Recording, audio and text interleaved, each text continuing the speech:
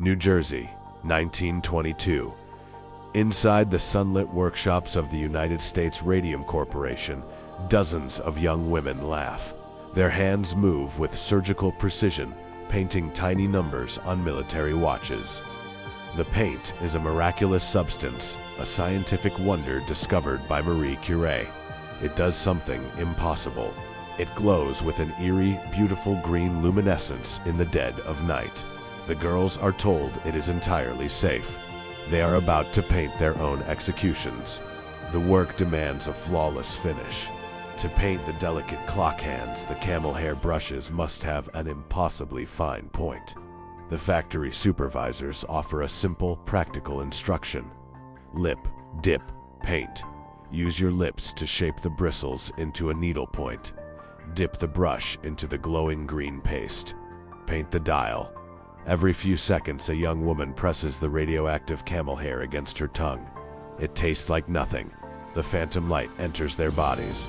To these working-class teenagers, the toxic factory dust feels like an elite luxury. Radium is the most expensive element on Earth.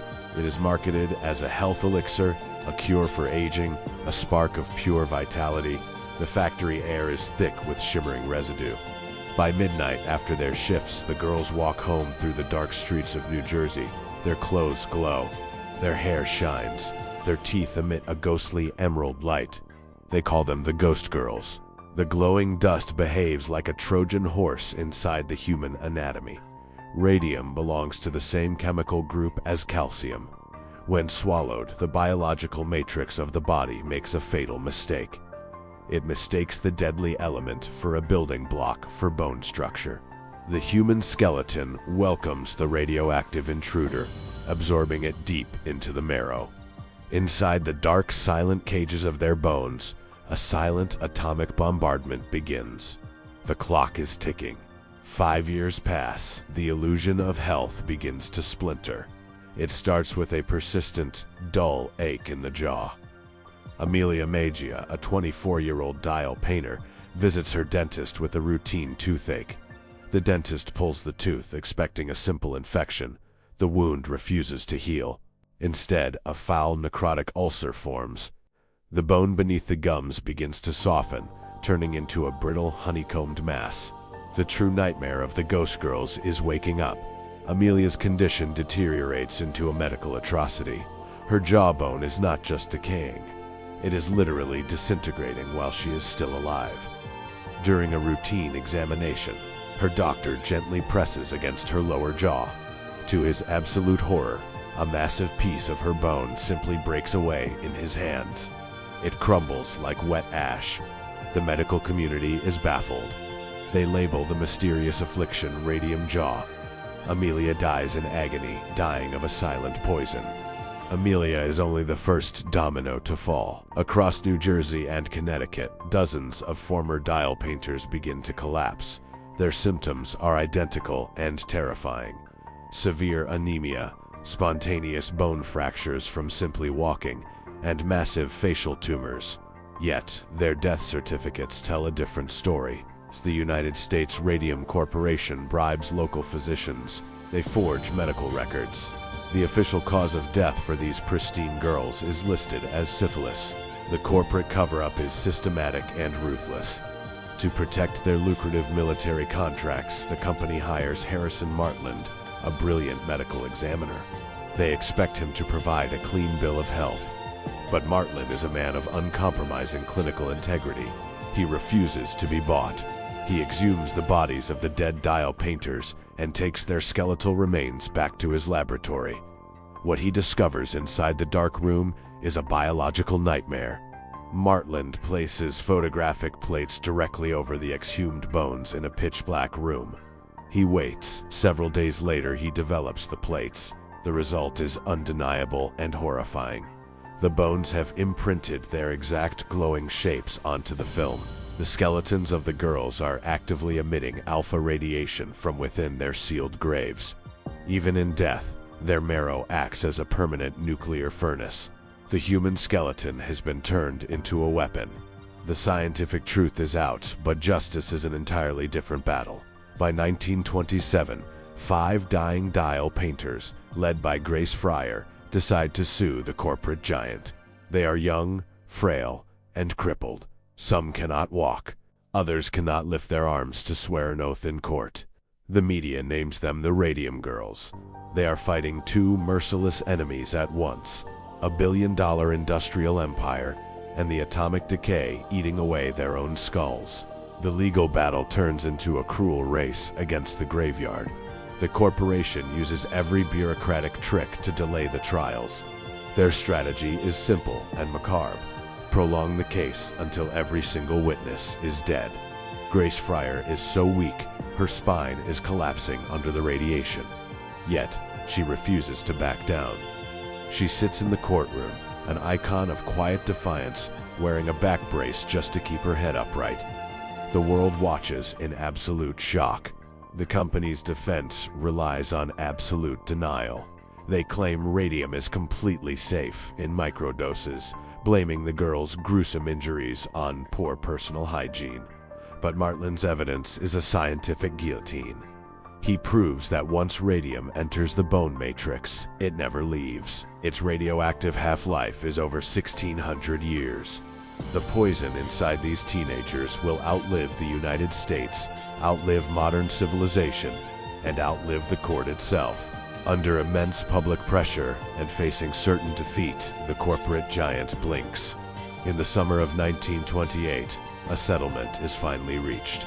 The surviving Radium Girls receive a small financial compensation and a pension for their medical bills. It is a historic victory for the American working class, but for the girls, it is cash delivered to a deathbed. Every single cent will be spent on morphine, heavy steel braces, and oak coffins. The sacrifice of these young women permanently alters the landscape of modern labor. Their tragic case leads to the establishment of the landmark occupational disease law in the United States. For the very first time in industrial history, companies are held legally responsible for the health of their workers. The era of blind corporate negligence begins to crack. But for the ghost girls of New Jersey, protection comes too late. The physical bodies of the painters begin to fail completely as the 1930s approach. The alpha particles have sliced through their cellular DNA, creating massive, painful, osteosarcomous malignant bone tumors. Some girls lose their entire lower faces. Others suffer amputations as their limbs fracture under their own weight. They become living testaments to scientific arrogance, glowing quietly as they take their final breaths. The tragedy of the dial painters does not end with their deaths. Decades later, during the dark dawn of the Cold War and the Manhattan Project, American nuclear scientists find themselves facing a terrifying new challenge. They need to understand exactly how plutonium and radiation damage the human body. To find the answers, they do not look to the future. They look to the past. They turn to the tragic files and the preserved bones of the ghost girls. Government researchers track down the final resting places of the painters. With profound scientific solemnity, the graves are opened. The bones of women who had died decades prior are extracted and analyzed under high-precision laboratory gear. The data harvested from their irradiated skeletons becomes the mathematical foundation for all modern nuclear safety protocols. Their agony defined the exact thresholds of what a human body can endure. Today, the physical legacy of their sacrifice is still fiercely active. In the quiet cemeteries of New Jersey, the graves of the Radium Girls are not ordinary resting places. The soil around them is heavily monitored. The skeletal remains inside their concrete vaults are still actively emitting alpha particles, creating a permanent, silent atomic glow beneath the grass. Their graves will remain highly radioactive for the next 16 centuries. In the realm of modern medicine, their suffering bought a priceless layer of protection.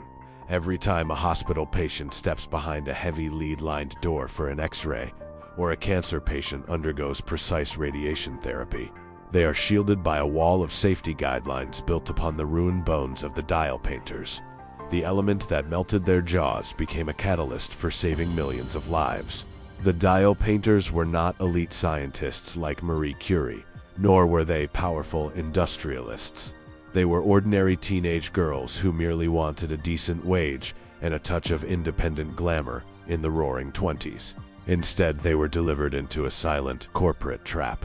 They paid the absolute price of immortality with their own marrow, becoming a permanent warning about the dangers of blind scientific arrogance. The ghosts of New Jersey achieved a grim form of literal immortality. Their names are permanently written into legal textbooks and industrial safety regulations worldwide. The corporate giant that poisoned them eventually collapsed, its factories demolished and buried under tons of protective soil.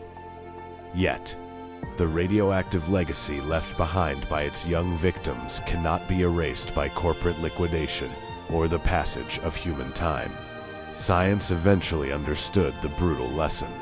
Today, the United States Radium Corporation factories are designated as hazardous Superfund cleanup sites.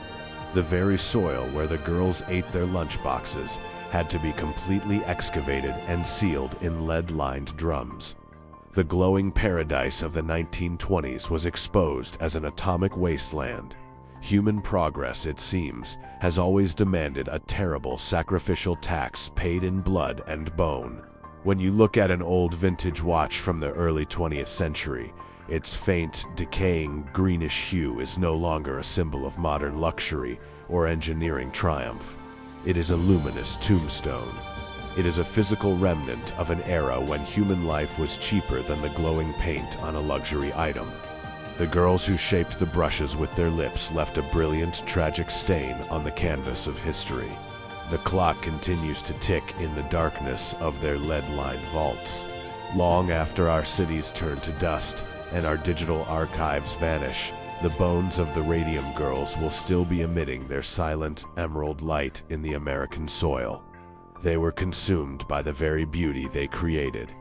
Their glow remains eternal, an unyielding warning about the true, terrifying price of industrial immortality. Thank you for traveling back to this dark era with us. What part of medical history shocked you the most? Leave your thoughts in the comments below. Don't forget to like this video and share it with other history lovers. This was Morbid Medicine, and we will see you in our next Dark Archive.